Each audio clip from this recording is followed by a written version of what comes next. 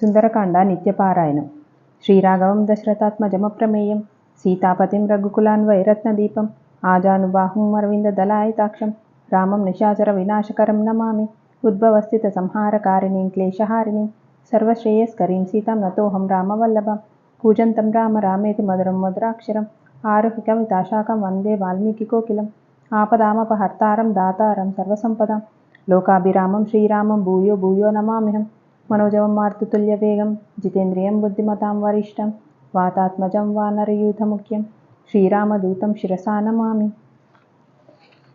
రావణుడు గిరుక్కున సీత వైపు తిరిగాడు. అతడు ఆకస్మికంగా ఏదైనా హింసకు పాల్పడతాడేమో అనిపించింది. అయితే రావణుని భార్యలందరిలోనూ చిన్నదైన ధన్యమాలినితో పాటు అక్కడికి వచ్చిన మండోదరి తన భర్తను ఆలింగనం చేసుకుని, నీ ప్రాసాదానికి తిరిగి వచ్చి మాతో ఆనందమును అనుభవించు. ఈ పాలిపోయిన శుష్కించిన సీతను మర్చిపో.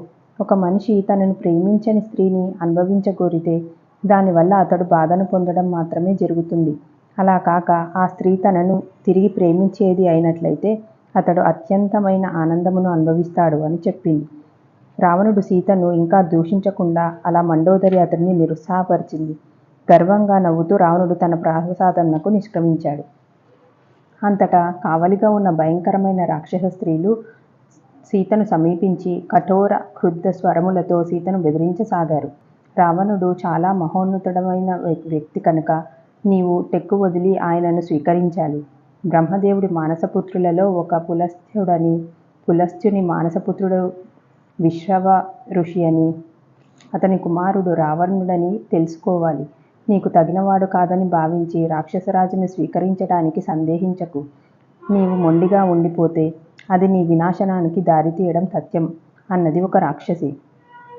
మరొక రాక్షసి, రావణుడికి రాణి కావడానికి నిరాకరిస్తున్న నీవు మూర్ఖురాలివి. ఆయన ఆదేశమిస్తే వృక్షములు పూలను విరజిమ్ముతాయని, మేఘములు కుండపోతగా వర్షిస్తాయని నీకు తెలియదా? రావణుడి అసంతుష్టిని కలిగిస్తే సూర్యుడు ప్రకాశించడు, గాలి వీచడానికి వాయువు నిరాకరిస్తాడు. ఓ సుమధుర హాసిని, మా సలహా ఆలకించు, లేదా భయంకరమైన మృత్యువుకు సిద్ధపడు అని అన్నది. జై శ్రీరామ్.